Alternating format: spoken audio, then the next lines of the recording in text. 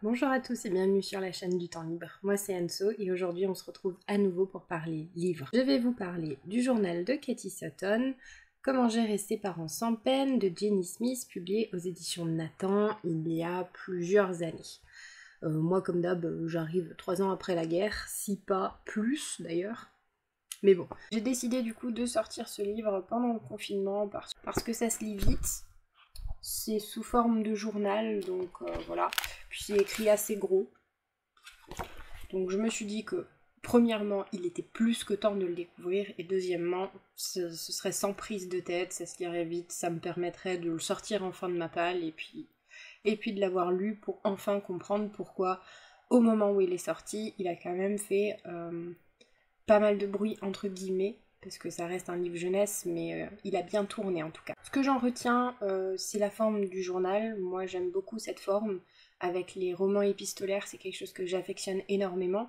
Ça nous permet d'avoir une proximité avec le personnage, plus encore que quand il est écrit à la première personne du singulier, qui pourtant déjà nous rapproche du personnage, mais là on a vraiment ses pensées intimes, les choses qu'elle dirait peut-être pas à sa meilleure amie ou ce genre de choses. Donc j'ai bien aimé cette forme-là. Donc comme je vous l'ai dit, ça se lit très vite.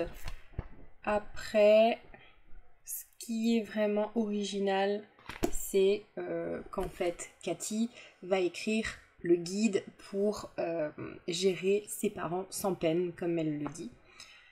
En fait, dans son journal, elle va avoir des moments où elle va parler du parent, donc là c'est sa maman, un peu comme d'un objet, et elle va en faire un guide qui ressemble finalement à un manuel d'utilisation. Par exemple, vous achetez un nouvel aspirateur, vous avez le guide, le manuel qui vous explique tout, et en fait Cathy, elle parle un peu des parents de la même manière, donc c'était assez drôle. Après, je pense que si je l'avais lu il y a plusieurs années, quand j'étais déjà un peu plus jeune, je l'aurais encore plus apprécié, mais là je l'ai déjà beaucoup aimé, ça va continuer de me faire rire en fait, alors que je vais avoir 28 ans cette année, quoi. Mais il y a ce petit truc, ce petit humour qui m'a beaucoup plu. Après, ce qu'elle dit, c'est quand même pas tout à fait faux, hein. Il y a le mode furieux, il y a le mode triste. Elle a compris que dans la vie d'un adulte, s'il se passait ceci ou cela, après c'était mort. Il fallait surtout pas lui parler, il fallait laisser tranquille en fait son papa ou sa maman.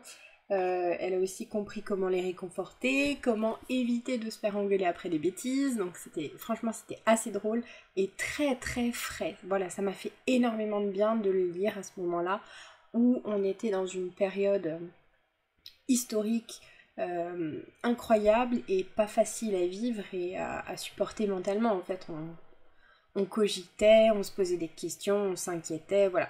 Ça m'a permis de laisser tous les problèmes de côté. Ce qui est touchant aussi, c'est que du coup, Cathy vit seulement avec sa maman. Elle a une sœur et un frère, mais du coup leur papa est mort. Et ce qui était touchant, c'était de voir comment la maman elle faisait pour s'en sortir, parce que travailler, élever 3 enfants, dont 2 adolescents, peu en plus, c'est pas simple. Donc même à travers les yeux de Katie, on voit qu'elle fait de son mieux, et c'est toujours pas évident pour un parent célibataire en fait de devoir gérer le rôle des deux parents, le travail, l'éducation, etc. Ce qui était drôle, c'est que finalement Katie elle a une grande famille. Dès les premières pages, on a l'arbre généalogique. Vous voyez un peu le genre. Et en fait, quasiment tous les membres de sa super grande famille vivent dans la même ville. Donc primo, ok, ça simplifie la distance. Ils n'ont pas 3000 km à faire pour se voir. Par contre, tout le monde sait tout sur tout. Il y a une intimité qui est en fait un peu perdue. Et c'est quand même assez drôle de voir à quelle vitesse les nouvelles se propagent. Je vous rassure, on n'est pas confronté à tous les parents de cette famille. Il y en a, je me souviens même plus, ils sont juste évoqués, mais en tout cas j'ai trouvé ça sympa aussi, l'arbre généalogique.